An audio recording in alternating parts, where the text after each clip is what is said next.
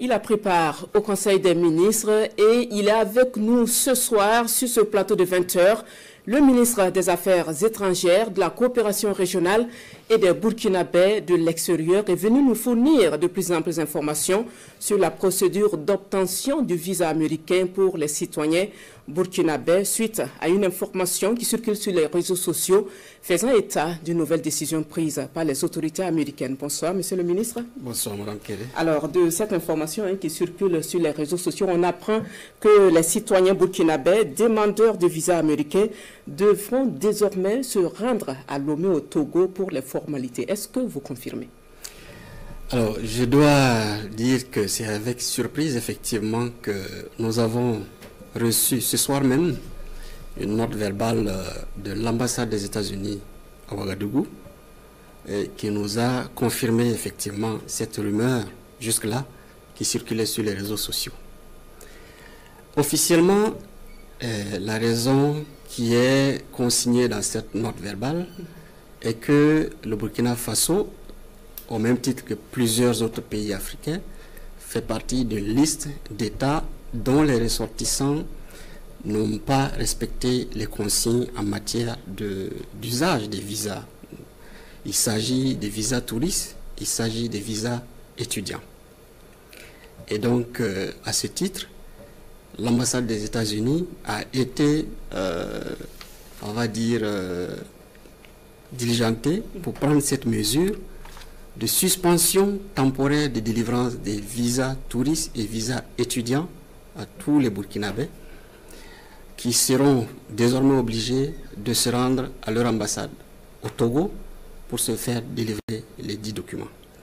La note verbale donc copiée avec moi précise également que il s'agira de reprendre en fait les procédures, non seulement d'inscription, mais de paiement pour se faire délivrer ces visas au niveau de l'ambassade des États-Unis au Togo. Donc, ceci pour confirmer que ce qui était jusque-là considéré comme une rumeur a été confirmé par la représentation diplomatique des États-Unis ici au Burkina Faso. Alors, j'ai évoqué ces raisons au titre des motifs officiels. Il se trouve que la note verbale que nous avons reçue comporte des suggestions et qui font référence à un accord que les États-Unis ont tenté de proposer à la partie burkinabé depuis que l'administration Trump a pris ses marques. Dès que cette administration a commencé, l'ambassade nous avait approchés pour nous faire cette proposition dans le cadre de la mise en œuvre de la politique migratoire des Américains. Il s'agissait de quoi? Il s'agissait de proposer aux États africains qui le souhaitent, puisqu'ils sont dans une procédure d'identification et d'expulsion des ressortissants qui vivent aux États-Unis et qui ne sont pas à jour de leur résidence, de les expulser. La proposition qui avait été faite, c'était de voir si le Burkina Faso, en dehors de nos propres ressortissants, était prêt à recevoir d'autres personnes qui seraient expulsées par les États-Unis. Naturellement, cette proposition que nous avions jugée en son temps indécente est totalement contraire à la valeur de dignité qui fait partie de l'essence même de la vision du capitaine Ibrahim Traoré. Nous avons dit que le Burkina Faso ne pouvait être cette destination. Après cela, nous avons eu plusieurs rencontres, toujours dans le même sens, et on a compris qu'il tenait à ce que cette mesure, nous puissions y accéder. À la faveur de l'adoption du décret portant gratuité des visas, ils sont encore revenus à la charge pour dire nous voyons qu'il y a un esprit panafricain et puisque les visas sont gratuits, est-ce que vous êtes disposés à recevoir des ressortissants non burkinabés, mais qui souhaiteraient se rendre au Burkina Faso? Notre réponse était assez claire. Tout ressortissant africain désirant se rendre au Burkina Faso en toute liberté, qui paye son billet, est la bienvenue ici au Faso. Il décide de lui-même, il achète son billet, on lui donne le visa gratuit, il peut venir au Burkina Faso. des ressortissants qui sont sous des injonctions de choisir une destination, parce que nous sommes un pays à visa gratuit, nous ne saurons être une destination de déportation.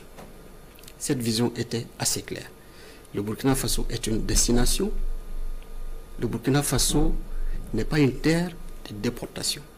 Et nous avons précisé cela en disant que la décision du capitaine Ibrahim Traoré, qui a consisté à offrir l'hospitalité à tous les Africains, ne saurait être assimilée à une opportunité pour un pays tiers de se débarrasser de certaines populations que ce pays considère comme indésirables.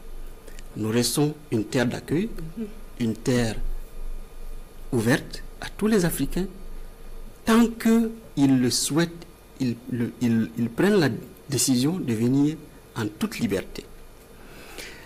Rien qu'hier, j'ai eu une audience avec l'ambassade des États-Unis, audience au cours de laquelle nous sommes encore revenus sur cette question.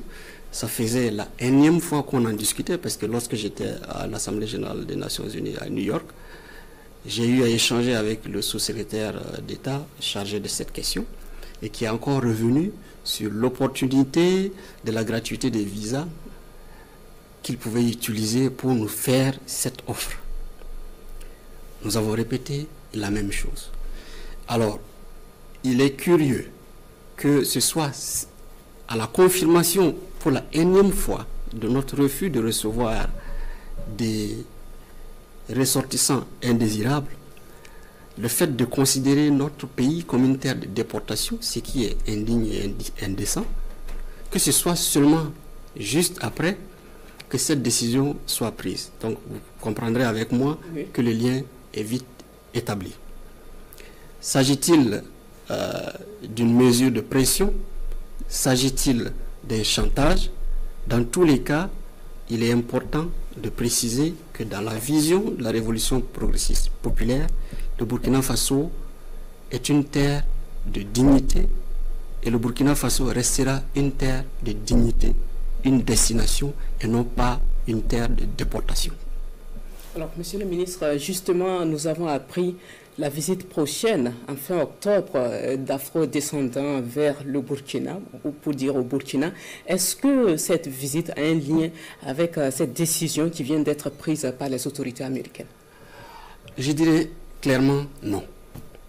Et comme vous pouvez le savoir, nous avons été surpris de cette mesure qui est venue subitement après notre refus catégorique de recevoir des personnes qui sont jugées indésirables. Ce n'est pas pour les qualifier comme des personnes indésirables.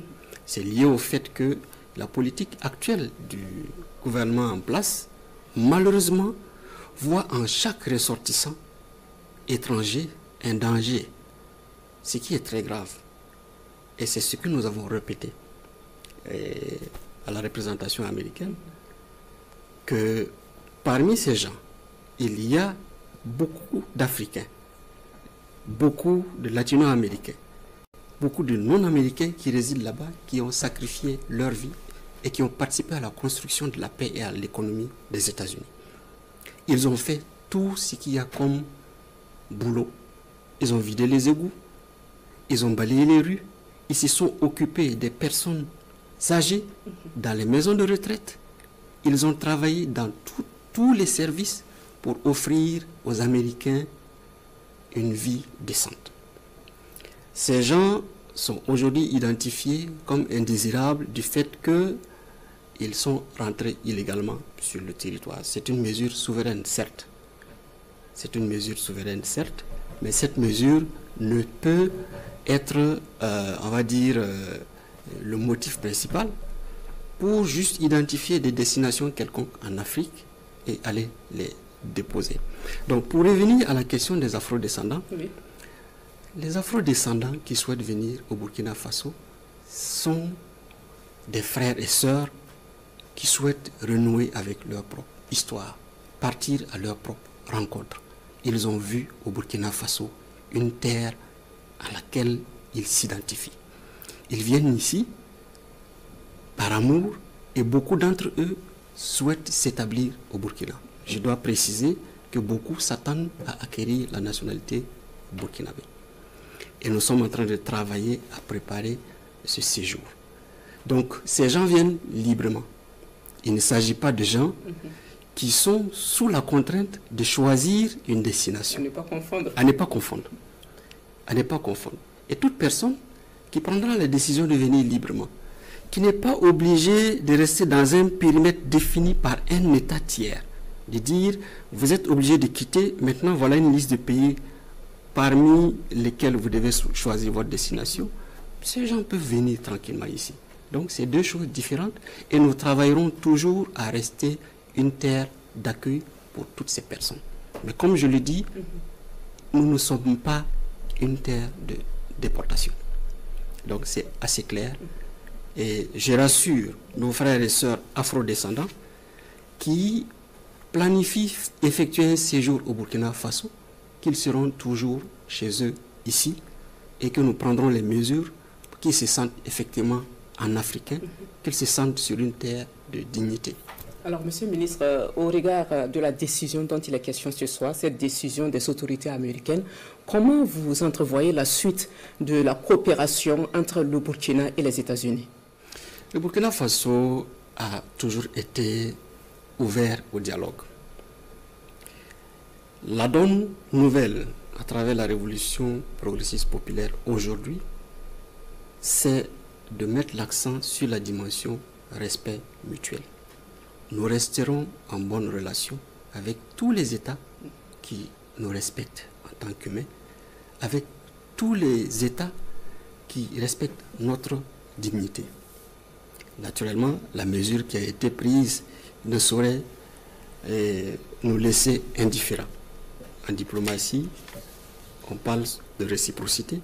Nous prendrons les mesures qu'il faut, à la limite des mesures qui ont été prises par les autorités américaines, sans pour autant compromettre l'amitié, la solidarité, la fraternité entre les peuples du Burkina Faso et les peuples américains.